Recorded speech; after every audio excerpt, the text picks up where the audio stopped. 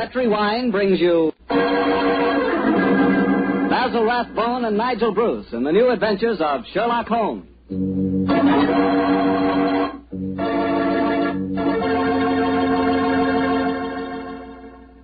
The Petri family, the family that took time to bring you good wine, invites you to listen to Dr. Watson as he tells us about another exciting adventure he shared with his old friend, that master detective, Sherlock Holmes. And you know what I wish I could share with you sometime? A bottle of Petri California sherry. Have you ever tasted Petri sherry? It's just perfect before dinner. Why, that Petri sherry can change the usual before-dinner lull into a special event, and that's a fact. Just look at the clear color of Petri sherry. It's a deep, rich amber, clear and cheerful-looking. And wait till you taste it. That's when you find out for sure just how good a wine can be. That's when you find out just what I mean when I say that the flavor of Petri sherry comes right from the heart of the grape. Try Petri sherry by itself, or with hors d'oeuvres or canapes or whatever you call those little cocktail sandwiches, and say, if you like your sherry dry, well then Petri California Pale Dry Sherry is the sherry for you. Just be sure the label says Petri, the proudest name in the history of American wines.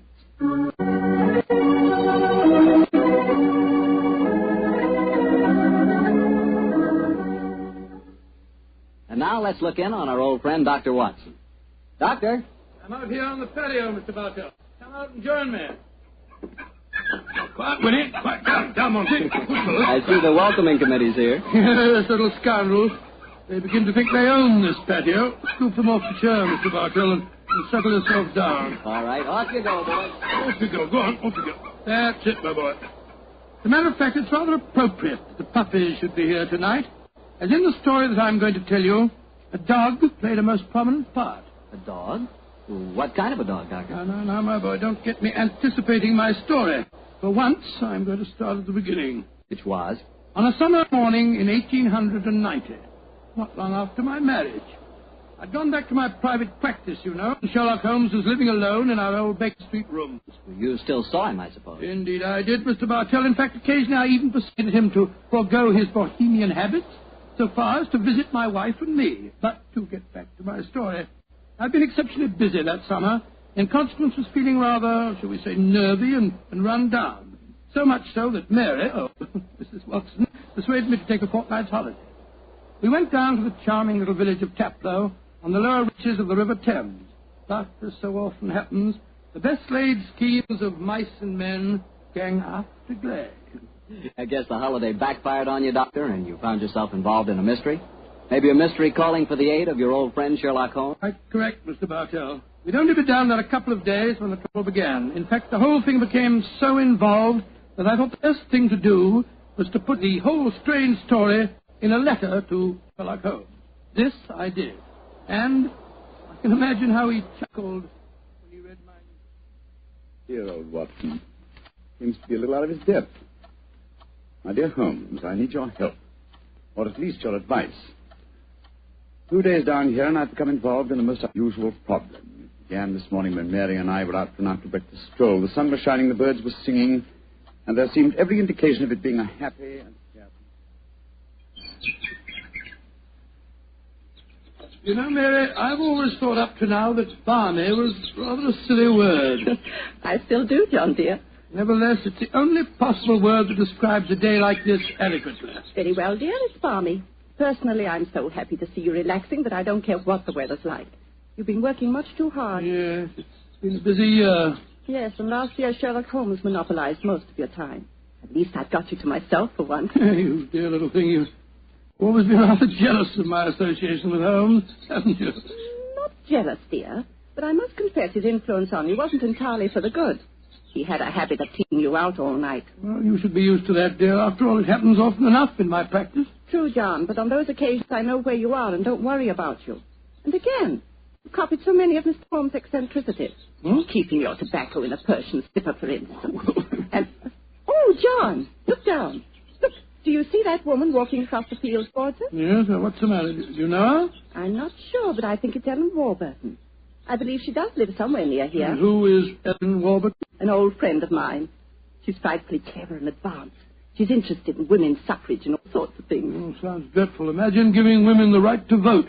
Their place is in the home. It is Ellen. Ellen Warburton. Oh, how are you? Mary Watson. How very nice to see you again. I'm Mary Watson now. This is my husband. How do you do, Miss Warburton? How do you do? How do you do? Mary, I'd heard that you'd married. Aren't you a medical detective or something, Mr. Watson? Not quite, dear. I hold the degree of Doctor of Medicine from the University of London, madam. But he's helped the great Sherlock Holmes on many of his cases. That's how I've heard of him then. Do you mind if I walk with you a little way? Of course not, Ellen. Come along. Do you live near here, Miss Warburton? About 4 miles away, Doctor, at Chevy Grange. I'm a glorified housekeeper for my uncle, Colonel Warburton. Oh, dear, that sounds rather dull for you. As a matter of fact, the state of my uncle's health at the present moment makes it anything but dull for me. That's why I asked if I might walk with you for a way. Well, what's the matter with him, Ellen? He's going mad. Before my eyes. And I can do nothing to help him. Mad? Come now, Miss Warburton, surely you... Doctor, I'm not an hysterical girl. In fact, I regard myself as something of a scientist. I studied physics for a number of years at Bristol University. And I tell you that my uncle is going insane. What are the symptoms? Most of the time, he's perfectly normal. But when these attacks are on him, he gets in the most frightful rages and says the strangest things. He's even complained of hearing a shrill, piping whistle that comes out of nowhere. I can't hear it, nor can anyone else. But Uncle gets into the most dreadful state. I wonder, would you have a look at him for me, Dr. Watson? Well, I don't Of course, John will do everything he can. Thank you so much. Then supposing you both come over... Well, my dear Holmes, at 7 o'clock this evening, we found ourselves approaching Chevy Grange. It was rather a forbidding-looking place, covering a little more than an acre, I should say. As we stood waiting for admittance, I must confess that I was not entirely... Gloomy-looking place, isn't it, Mary? It is a little forbidding, John, dear. Oh, dear. What's that? Sounds like a tom-tom. Someone singing a weird chant. Seems to be coming from the direction of that barn over there. It doesn't seem quite appropriate, dear, does it? I mean, not in the heart of Buckinghamshire. Why not knock on the door again, John? Yes, all right, I will. Perhaps they didn't hear us. Oh, they did. Who is it? Oh, yes. It's Dr. and Mrs. Watson, my good man. Acker's the name, sir. Come in, please. The Colonel's expecting you, sir. He's in the study. This way, sir. By the way, Hacker, as we were waiting outside the front door, we heard a strange chant, and it sounded as if someone was beating a tom-tom. Oh, that was Miss Narda. You'll be hearing more of her. Promising beginning. Let's see what happened next. This very unpleasant fellow Hacker showed us into the study where we met Colonel Warburton. First, it was hard to believe that he was a sick man. He looked well enough, and his conversation was sprightly. Spent most of his army life in Africa as military governor in the Zulu district. And the African spears and other trophies that lined his study walls bore mute evidence to his past life. He encouraged me to tell him some of my own army experiences. Oh, dear, poor fellow. It was really rather sad. There I was, Colonel Warburton, on the howdah of this wretched elephant. The river was a raging torrent, and I couldn't get the confounded animal to budge. Well, I'm a pretty strong swimmer, you know. Won several cups of swimming, as a matter of fact. Of course, I was a much younger man then. John, dear. Yes, ma'am? You interrupted Colonel Warburton's story. Oh, sorry. I thought this little incident would be interesting. Do go on, Colonel. Your story was so interesting. You were telling us that you were intercepted by an African drum code message. Oh, yes. Well, I don't want to sound conceited, but I doubt if there was another Englishman in the world who could have told you what those particular drum beats meant. Oh, I don't doubt that, Colonel Warburton. Well, I'd spent a good number of years studying the native customs. I spotted the code right away. It meant that an uprising was planned to start throughout the whole province at noon the next day. Of course, there it is again. The devilish whistle. Can you hear it, Dr. Watson? Mrs. Watson? I can hear nothing, sir. Nor can I. Of course not. No one can hear it but me. Now, Colonel Warburton, don't get so excited, It's sir. black magic, that's what it is. Oh, really, sir? Black You magic. must realize that the powers of jungle witchcraft are completely unknown in this country, Dr. Watson. But I know of them, and I can think of many people who might wish to employ them against me. Come in. Oh, it's you, Nada. Great Scott, she's... She's very beautiful. Nada, I want you to meet some friends of Ellen's. Dr. and Mrs. Watson. I am very pleased to meet both of you. How do you do? How do you do, Miss Nada? Nada's father was a Chaga jeweler, one of the greatest Zulu chieftains I ever had the privilege of knowing. He did me the rare honor to swear blood brotherhood. For when the missionary sent Nada to England to complete her education, I insisted that she spend her first few months here under my wing. Listen. What is it, Colonel? That whistle again. For heaven's sake, say that you heard it this time. Please say that you did. I didn't hear a thing, sir. Well, I did, and I know where that sound came from. Now, put down that spear at once, will you, Colonel Warburton? The devils are trying to kill me. I'll kill them first. No, don't throw it, sir, don't throw it. Someone's opening the door. Uncle! It's Ellen. Great Scott, the spear missed her by an inch. Uncle, what is it? Whistle. I heard it again, Ellen. And I'm going to find where it came from. Poor Uncle. Of course, you heard no sound. Nothing, Ellen. What can we do to help him, Dr. Watson? Well, it's hard to say, Miss Warburton. I'm not sure that medical help's what she needs. He seems perfectly sane and lucid except for these strange outbursts. But we must do something. I propose to, madam, as soon as I get back to the inn, I think I'll write to my old friend Sherlock Holmes and ask his advice. There's a problem. I can't feel that the man should be committed to an asylum, and yet obviously when these attacks are on him, he's as mad as a hatter. Well, fascinating problem, and one that calls for speedy action. I think a telegram from my friend Watson might help to clarify some aspects of the case. Yes. Let's see. John H. Watson, Red Lion Inn, Taplow, Bucks. I suggest that you ascertain one important fact. Does the Warburton household have a dog? Telegraph reply, Holmes. Oh, my soul, that's a cryptic answer to my letter. Yes, dear, it is. I'm afraid Ellen will be disappointed. She's coming over to join us for lunch to see if you have any news. What on earth can dogs have to do with the case? I can't possibly... Here's Helen now. Good morning, Ellen. Hello, Mary. Good morning, Doctor. Good morning, good morning. I suppose it's too early to have received any reply from Mr. Holmes. Well, as a matter of fact, I just got this telegram from him. You can read it if you like. I can't see it makes much sense, that's all. But that's extraordinary.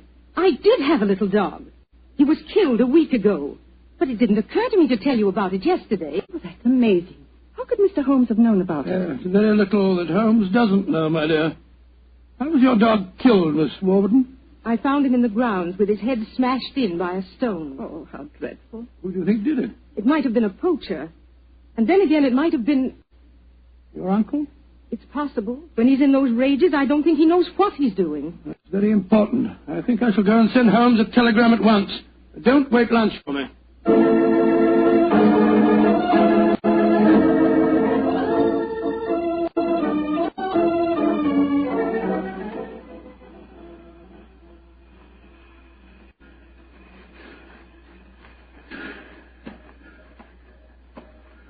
Why did we have to walk over to the station, Tom, dear? To see if there was an answer at the station telegraph office to the wire that I sent Holmes. Oh, it's only 4:30, dear. It's hardly possible for him to have answered as quickly as that. In any case, they delivered the telegram to the hotel, you know. Well, it was a nice walk, my dear. Hello, there's a train in the station now. I wonder where it's from. Why don't you ask that porter, dear? It's not a bad idea. Porter, what train is this? Oh, it's the London train, sir. Right on time. Next stop, ready? Not many people getting off, where are they? Great Scott! Look who's here. Oh, dear, it's Mr. Holmes. And he's got a dog on a leash. Oh, Watson, my dear fellow, how are you? Mrs. Watson, how nice to see you again. Thank you, Mr. I'm Holmes. delighted you're here, old fellow. We walked over to the station to see if you'd answer my telegram. Here you are in person. It occurred to me that I could be down here at the same time that it would take a telegram to reach you. And I decided that a day or two in the country would make a pleasant change. Apart from the fact that Colonel Warburton's problem interests me enormously. Why on earth did you bring a dog? I thought that this was a case in which a dog would be of invaluable assistance. Oh, be careful, John. Yes, look out, old chap. I think it would be safer not to pat him. I picked him up on the Mile End Road for a couple of florins, and I fear he's a dog that should have remained in London. A singularly unattractive nature seems to have been entirely ruined by an honest train ride.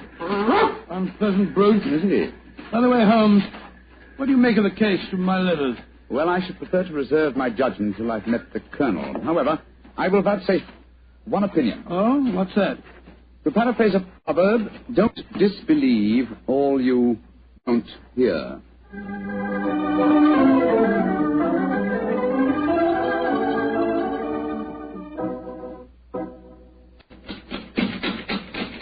I can't think why someone doesn't answer. They can't all be out. Well, while we're waiting, I think I'll tie the dog up to this tree here. I don't want my arrival to cause too much commotion. Quiet! Quiet! Do you think perhaps we could try the door, John? Yes, certainly. It's a good idea. Hello. It's unlocked. Then let's go in, old fellow. Let's go in. Colonel Warburton? Colonel Warburton? Ellen? What was the name of that butler fellow? Hacker. Yes, of course, that's it, Hacker. Hacker! Hacker! We appear to be in an empty house. The dog! Oh, fool that I am. I shouldn't have left him here. Come on.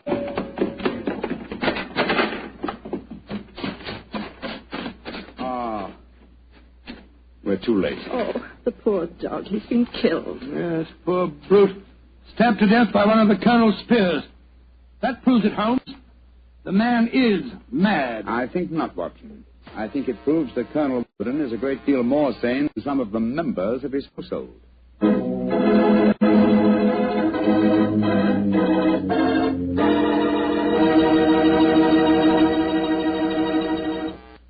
You'll hear the rest of Dr. Watson's story in just a few seconds. Time for me to remind you that there's one secret every smart woman knows. Simply, good wine makes good food taste better. And by good wine, naturally, I mean Petri wine. Try a Petri wine with your dinner. If you want a wonderful red wine, try Petri California Burgundy. If you want a perfect white wine, try Petri California Sauterne.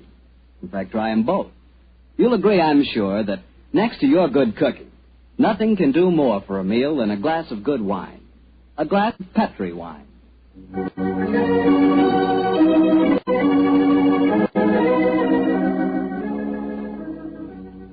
And now back to tonight's new Sherlock Holmes adventure, the story of Colonel Warburton's madness.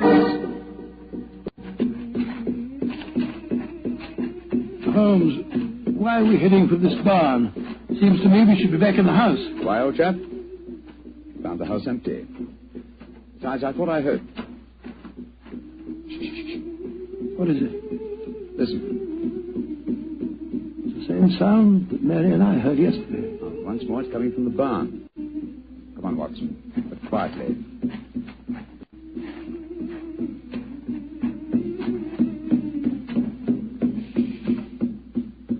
You can see through this window here. It's that Zulu girl, louder. She's beating a drum and chanting. Who's the man with her? It's Colonel Warburton. No, it isn't. It's that servant fellow, Hacker. What in thunder is he doing here? Apparently assisting Miss Nada in some of her African mysticism. It's black magic they're dabbling with, just as the Colonel said. Let's go in and catch them red-handed. No. Stay quiet. We'll talk to them soon enough. At the moment, I feel it's much more urgent that we find Colonel Warburton. Come on.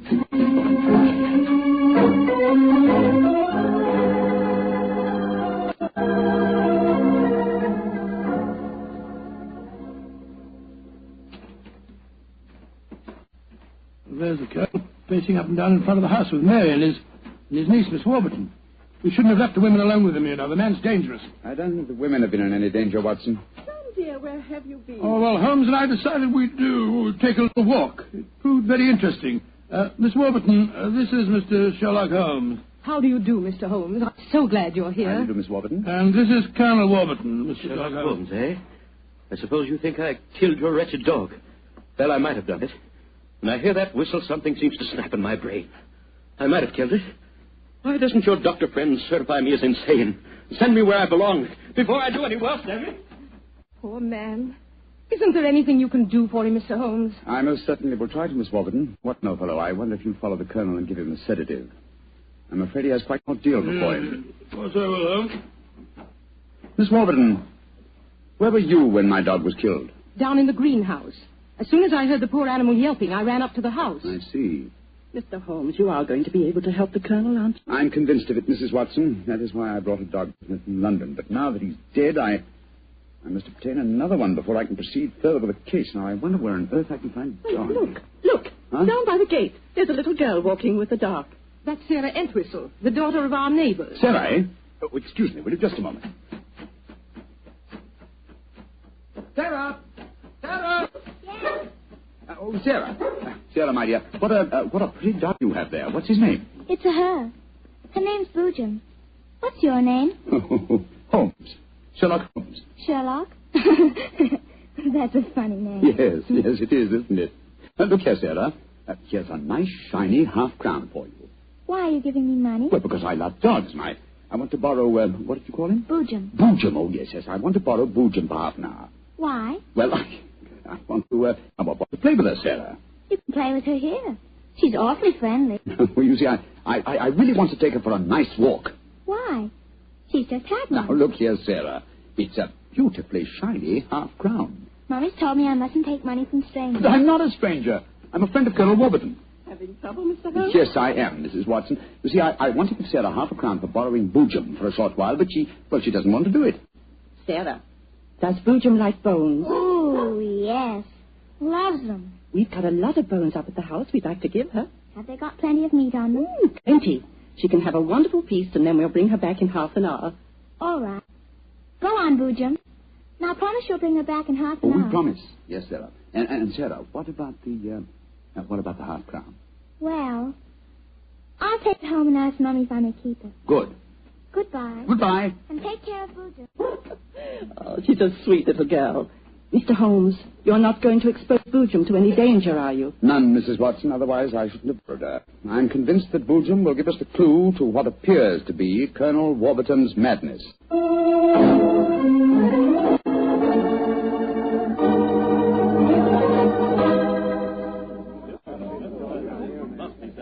Now, let me see. We're all here. Miss Warburton, the Colonel, Miss Nada, Hacker, and the dog Boojum, yes. Now, ladies and gentlemen, I propose to conduct an experiment. Before I conduct it, I should like to point out the chronology of the events in this case. First, Miss Nada arrived here. Mr. Holmes, you're not suggesting... Please let me finish, Miss Nada. First, Miss Nada arrived here. Second, the Colonel first heard the mysterious whistle. Third, your dog was killed, Miss Warburton. Fourth, the whistling set in dead earnest.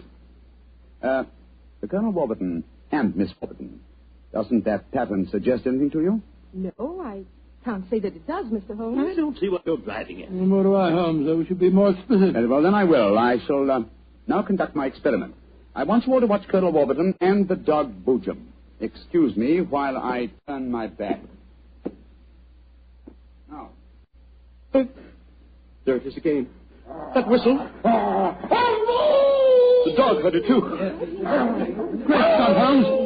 What does it mean? It means that this wooden whistle in my hand is the answer to the mystery. The sound made by this cunningly designed instrument is above the normal range of pitch. You see, the Colonel has hypersensitive ears. So the dog heard it. Perhaps I should have said the normal human range of pitch. Didn't you suppose someone has deliberately been trying to drive the Colonel mad? Of course, Mary. That's why the dogs were murdered. Whoever it was knew that a dog would give the game away. It's not hard to guess who that someone is.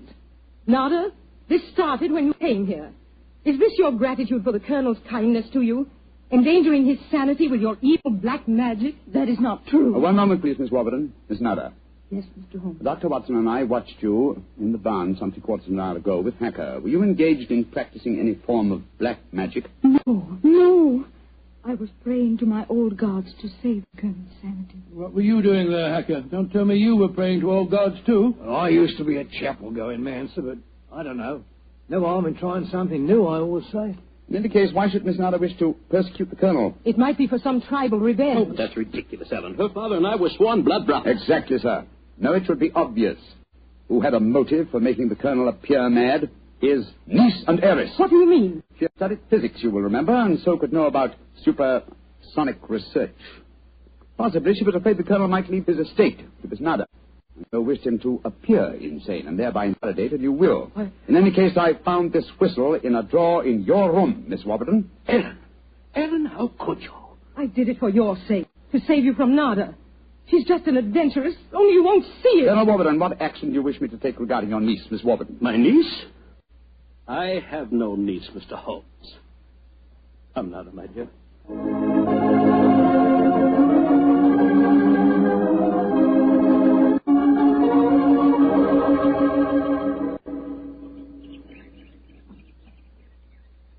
Oh, what an amazing case, Holmes. Mary, wasn't it clever the way Holmes solved it? It was very interesting, dear. I was quite enthralled. Oh, now I think I shall return to London and let you two finish your holiday in peace. Before you do that, Mr. Holmes, there's one thing we should do. What, Mary? Boojum. We promised, you know. Oh, yes, of course. I think the three of us might walk her home. But before we do that, I suggest we rummage through the kitchen. The kitchen? What on earth for? Bones, dear. Exactly. And bones with plenty of meat on them.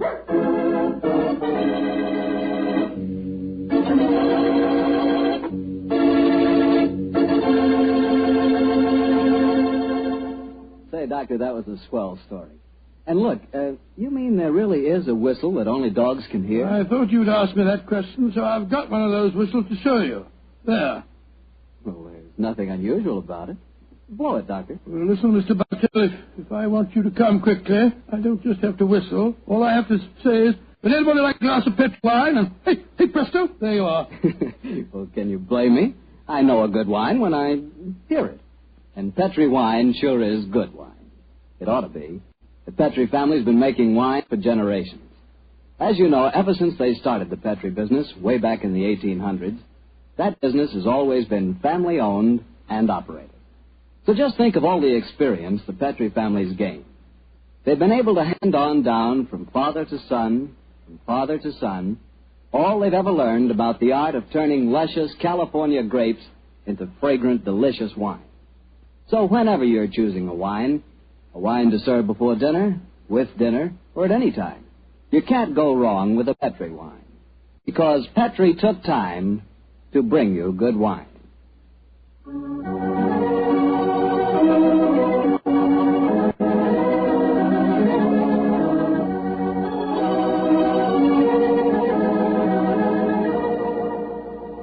Tonight's Sherlock Holmes adventure is written by Dennis Green and Anthony Boucher and is based on an incident in the Sir Arthur Conan Doyle story, The Engineer's Thumb.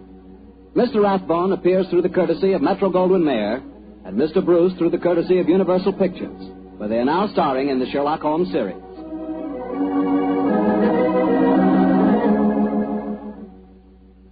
The Petri Wine Company of San Francisco, California, invites you to tune in again next week, same time, same station.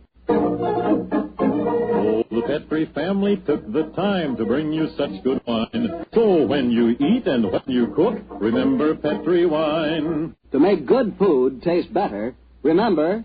Petri